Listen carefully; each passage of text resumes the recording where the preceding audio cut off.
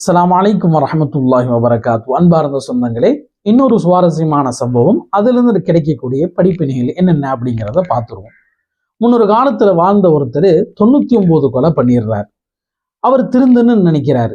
ஒரு ஊருக்கு போய் இதுக்கான வழி என்னன்னு யார்ட்டையாவது கேட்டு தெரிஞ்சுக்கலாம் அப்படின்னு சொல்லிட்டு அந்த ஊர் மக்கள்கிட்ட கேட்குறாரு. இங்க யாரு ரொம்ப அறிவாளி, தெரிஞ்சவங்க, படிச்சவங்க அப்படின்லாம் கேட்டு விசாரிக்கிறாரு. அப்போ ஒரு துறவியை காட்டுறாங்க.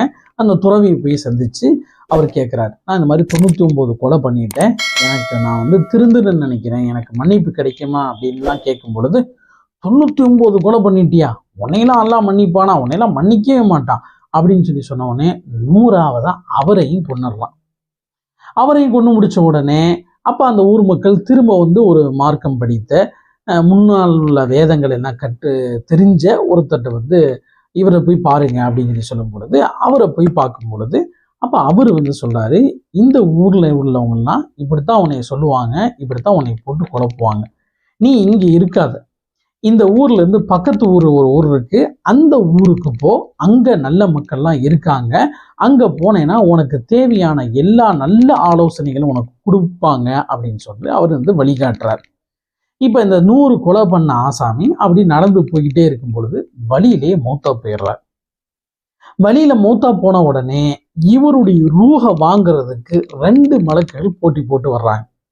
ஒண்ணு என்ன அப்படின்னா, ரஹமத்துடைய மலக்கு அவரு போட்டி போடுறாரு, நான் தான் இந்த ரூஹ எடுத்துட்டு போய் அல்லாட்ட கொண்டு போய் சேர்ப்பேன் அப்படின்னு சொல்லி அவரு போட்டி போடுறாரு. இந்த பக்கம் அதாபு தண்டனையுடைய மலக்கு என்ன பண்ணா, நான் தான் எடுத்துட்டு போய் அல்லாட்ட கொண்டு போய் சேர்ப்பேன் அப்படின்னு அவரு சொல்றாரு. இப்படி 2 வழக்குகளுக்கும் நடுவில் சண்டே நடந்துட்டு இருக்கும் பொழுது அந்த வழியா கிராஸ் பண்ணி போன ஒருத்தர்னு சொல்றாரு, ஏன் இப்படி சண்டை போட்டுக்கிறீங்க, 2 ஊருக்கும் அவருடைய உடம்புக்கும் அவர் ஜனாசா இருக்கக்கூடிய அந்த இடத்துக்கும் 2 ஊருக்கும் நடுவில் இருக்கக்கூடிய அந்த டிஸ்டன்ஸை அளந்து பாருங்க, எந்த ஊருக்கு பக்கத்துல இருக்காங்களோ அந்த ஊர் மலக்கு தூக்கிட்டு போயிருங்க, அந்த மலக்கு தூக்கிட்டு போயிருங்க. நல்லவங்க வாழ்ற ஊருக்கு பக்கத்துல இருந்துச்சு அப்படின்னா ராமத்துடைய மலக்கு தூக்கிட்டு போகட்டும், கெட்டவங்க வாழ்ந்த ஊருக்கு பக்கத்துல இருந்துச்சு அப்படின்னா அதாபுடைய மலக்கு தூக்கிட்டு போகட்டும் அப்படின்னு சொல்லி ஒருத்தர் ஆலோசனை கொடுக்குறார். கொடுத்த உடனே அந்த டிஸ்டன்ஸ் அளந்து பார்க்கும் பொழுது அவரு நல்லவங்க வாழ்ற எந்த ஊருக்கு போனா நமக்கு தீர்வு கிடைக்கும் அப்படின்னு சொல்லி அவர் டிராவல் பண்ணி போய்கிட்டு இருந்தாரோ அந்த ஊரு பக்கத்துல அவர் ஜனாசா இருந்தனால ரஹமத்துடைய மலக்கு தூக்கிட்டு போயிடுறாங்க அவருடைய ரூபாய். இப்ப இதுல இருந்து நமக்கு கிடைக்கக்கூடிய பணிப்பினை என்ன அப்படின்னா, நாம திருந்தணும்னு நினைச்சா தௌபாவுடைய வாசல் எப்பவுமே திறந்திருக்கும். தௌபாவுடைய வாசல் எப்பவுமே திறந்திருக்கும். அல்லாஹ் மன்னிக்க மாட்டான் அப்படின்னு நாம நினைக்கவே கூடாது. எவ்வளவு பெரிய பாவமாக இருந்தாலும் நாம மனசளவுல திருந்தி அதை விட்டு, நான் விட்டுட்டேன் யா அல்லாஹ் அப்படின்னு மனசளவுல நாம உருகி அல்லாஹ்ட்ட கேட்டோம் அப்படின்னா நிச்சயமா அல்லாஹ் மன்னிப்பான். அதுதான் குர்ஆனுடைய ஆயத்திலே இருக்கு, லா தக்னது மிர் ரஹ்மத்தில்லா, என்னுடைய ரஹமத்துல இருந்து நான் மன்னிப்பனா, மன்னிக்க மாட்டேனா, இவ்வளவு பெரிய பாவம் பண்ணியிருக்கனே அப்படின்னு நிராசை ஆயிராதீங்க. லா தக்னது மிர் ரஹ்மத்தில்லா இன்னல்லாஹ் யக்ஃபிரு ذுனூப ஜமீஆ இன்னஹு ஹுவல் கஃபூருர் ரஹீம். அல்லாஹ் எல்லா பாவத்தையும் மன்னிப்பான். அல்லாஹ் கஃபூராக, மன்னிக்க கூடியவனாக, ரஹீமாக, கிருபியாளனாக இருக்கிறான் அப்படிங்கிறதா குர்ஆனுடைய ஆயத்து. ஸோ நாம திருந்தனம் நினைச்சா தௌபாவுடைய வாசல் என்னைக்குமே திறந்துதான் இருக்கும். அதுல நாம நிராசையை ஆயிரவே கூடாது. 2வது படிப்பினை என்ன அப்படின்னா, ஒருவேளை நம்ம நிராசை ஆயிட்டோம் அப்படின்னு சொன்னா மீண்டும் மீண்டும் நம்மளை பாவம் செய்யத்தான் தூண்டும். அப்ப முதல் ஆள்கிட்ட கேட்கும் போது அவர் சொன்னாரா இல்லையா, உன்னை போய் அல்லாஹ் மன்னிப்பானா அப்படின்னு சொன்னோன்னே என்னை மன்னிக்க மாட்டானா, அப்ப எதுக்கு இன்னொரு கொலை வாங்கிக்க அப்படின்னு அவர் அடுத்த பாவத்துக்கு போனாரா இல்லையா, அடுத்த குற்றச்செயல் செய்ய போனாரா இல்லையா.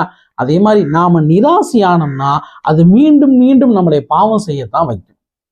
இந்த சம்பவத்திலிருந்து கிடைக்கக்கூடிய 3வது முக்கியமான படிப்பினை அப்படின்னா, நாம தெளிவில்லாத ஆள்கிட்ட நாம ஃபத்வா கேட்கவே கூடாது. தெளிவில்லாம நாம ஃபத்வா கொடுக்கவும் கூடாது. ஒரு விஷயத்தை பத்தி நாலேஜ் இல்லாம அதுல நாம தீர்ப்பு செய்யக்கூடாது. யாராவது ஒரு டவுட் கேட்கறாங்க, தெரிஞ்சா சொல்லணும், தெரியலன்னா தெரியலன்னு சொல்லிடணும். தெரியல அப்படிங்கிறது நமக்கு தெரிஞ்சுக்கிட்டு மற்றவங்களுக்கு தெரிஞ்ச மாதிரி சொல்லக்கூடாது. நமக்கு தான் தெரியும், ஐயோ இது பத்தி தெரியலையே, நமக்கு என்ன சொல்றது அப்படின்னா, தெரியலன்னா ஒத்துக்கணும். தெரியல அப்படின்னு சொல்லி நமக்கு தெரிஞ்ச விஷயத்த நாம மற்றவங்களுக்கு தெரிஞ்ச மாதிரி சொல்லக்கூடாது. நான் சொல்றது புரியுதுங்களா? தெரியல, இந்த பத்தி உண்டான தீர்வு நமக்கு தெரியலங்கிறது நமக்கு தான் தெரியும். தெரியுமா தெரியாதாங்கிறது நமக்கு தான் தெரியும். அப்ப அந்த தெரியாத விஷயத்த ஓப்பனா ஒத்துக்கணும். இது எனக்கு தெரியாது, அதனால நான் பார்த்து சொல்றேன், நான் கேட்டு சொல்றேன் அப்படின்னு சொல்லணும். தெரியாம ஒரு விஷயத்துக்கு நாம தீர்ப்பு சொன்னோம் அப்படின்னா கடைசியில் அவர் மூத்தா போன மாதிரி தான், அந்த 100வது ஆள் இறந்து போன மாதிரி தான் நமக்கு சிக்கல்ல முடியும். இந்த சம்பவத்திலிருந்து கிடைக்கக்கூடிய 4வது விஷயம் என்னன்னா, படிப்பினை என்னன்னா, நாம ஒரு பிரச்சனையை சந்திக்கிறோம் அப்படின்னா அதுக்கு ஏதாவது சஜஷன் வேணும், மஷூரா வேணும், இது ஏதாவது ஒரு ஐடியா வேணும் அப்படின்னா முதல்ல கரெக்ட் பர்சனை சூஸ் பண்ணணும். நாம ஒரு குடும்ப பிரச்சனை, ஏதோ ஒரு பிரச்சனை, அப்பாவும் மகனுக்கும் அல்லது நமக்கும் மனைவிக்கும் அல்லது யாருக்கு அண்ணன் தம்பிக்கு ஏதோ ஒரு சம்திங் பிரச்சனை அப்படின்னா நம்ம பிரச்சனைய இவர்கிட்ட போய் சொன்னா இவர் கண்டிப்பா சொல்யூஷன் கொடுப்பாரு. நம்ம பிரச்சனையை கேட்டு சந்தோஷப்பட மாட்டாரு. நம்ம பிரச்சனைய அடுத்தவங்கள்ட்ட பரப்பி பாரு, இவனுக்கெல்லாம் இது தேவைதான் அப்படின்னு பரப்ப மாட்டாரு. அப்படின்னு யாரு இருக்காங்களோ அவங்கள்ட்ட தான் போய் சொல்லணும். பிளஸ் இது சம்பந்தமா மார்க்கம் என்ன தெளிவான வழிகாட்டுதல் காட்டும் அப்படிங்கிறது தெரிஞ்ச நபரா இருக்கக்கூடியவர்கிட்ட தான் நாம நம்மளுடைய பிரச்சனைகள்கிட்ட போய் சொல்லணும். எனக்கு இந்த பிரச்சனை இருக்கு, என்ன செய்யணும், இதுக்கான சொல்யூஷன் சொல்லுங்க அப்படின்னு கரெக்ட் பர்சனை நாம கண்டிப்பா சூஸ் பண்றதுல கோட்டை விட்டுறக்கூடாது. முதல்ல ஒரு நபர் துறவிட்டு போய் கேட்கும்போது, அந்த நபர் துறவிட்டு போய் கேட்கும்போது அவர் கரெக்ட் பர்சன் இல்லை. ஸோ அவரு மீண்டும் ஒரு பாவம் செய்யறதுக்கு அவர் காரணமாக ஆயிட்டார். அப்படிங்கிறதுனால நாம கரெக்ட் பர்சனை சூஸ் பண்றது நம்மளுடைய கடமை. 5வது படிப்பினை என்ன அப்படின்னா, முதல்ல நாம திருந்தணும்னா அந்த பாவத்தை விட்டு ஒதுங்கி வரணும். இப்போ ஏதாவது ஒரு ட்ரிங்க்ஸுக்கு அடிமையா இருக்கும் அப்படின்னா முதல்ல அதை விட்டு வெளியே வந்துடணும். வெளியே வந்துட்டு அதுக்கப்புறம் நாம தௌபாவை கேட்கணும். 6வது படிப்பினை என்ன அப்படின்னா, நல்லவங்களுடைய தோழமை அப்படிங்கிறது அதை நாம நல்ல வெளியில போறதுக்கு வழிகாட்டும். இப்ப அடுத்த ஒரு 2வது நபர்கிட்ட அவர் மஷூரா கேட்கிறாரு. அவர் நல்லவரா இருக்க போய் தான் கரெக்டான ஐடியா சொல்றாரு. இங்க இருக்காத, இங்க இருந்தா நீ கெட்டு போயிருவ, பக்கத்து ஊர்ல நல்லவங்க இருக்காங்க, அங்க போய் வாழு, உனக்கு எல்லா சுச்சுவேஷனும் உனக்கு கிளியர் ஆகும் அப்படின்னு சொல்லி இவர் நல்ல ஐடியா கொடுக்குறாரு. அங்க போய் இரு, அங்க நல்லவங்க இருக்காங்க, அதிலே நீ சரியாயிருவ அப்படின்னு அவர் சொல்றாரு. ஸோ நல்லவங்களுடைய தோழமை, நல்லவங்களுடைய ஃப்ரெண்ட்ஷிப் நமக்கு கிடைச்சிச்சு, கான்டாக்ட் கிடைச்சிச்சு அப்படின்னா அது நல்ல விஷயத்தின் பக்கம் நம்மளை இழுத்துட்டு போகும். நாமளும் நல்ல விஷயம் செய்ய ஆரம்பிச்சிருவோம். 7வது, இந்த ரூஹ் மௌத்தா போயிடுறாரு, ரூஹ் போயிருச்சு, அதை எடுக்கிறதுக்கு மலக்குகளுடைய போட்டியை பாருங்க. மலக்குகளுடைய அல்லாஹ்வுடைய கட்டளைக்கு அதை நிறைவேற்றுறதுல மலக்குகள் எவ்வளவு ஆர்வம் காட்டுறாங்க அப்படின்னும் இந்த ஹதீஸ்ல நமக்கு தெரியுது. 8வது மிக முக்கியமான படிப்பினை, எல்லோரும் மிகப்பெரிய இறைநேசர்கள்லாம் பயந்த ஒரு விஷயம் என்னன்னா, யா அல்லாஹ் என்னுடைய இறுதி முடிவை நல்லபடியா ஆக்கிடு. எத்தனையோ இறைநேசர்கள் அவங்களுடைய இறுதி முடிவு எப்படி போயிருக்கும் அப்படிங்கிறது நமக்கு தெரியாது.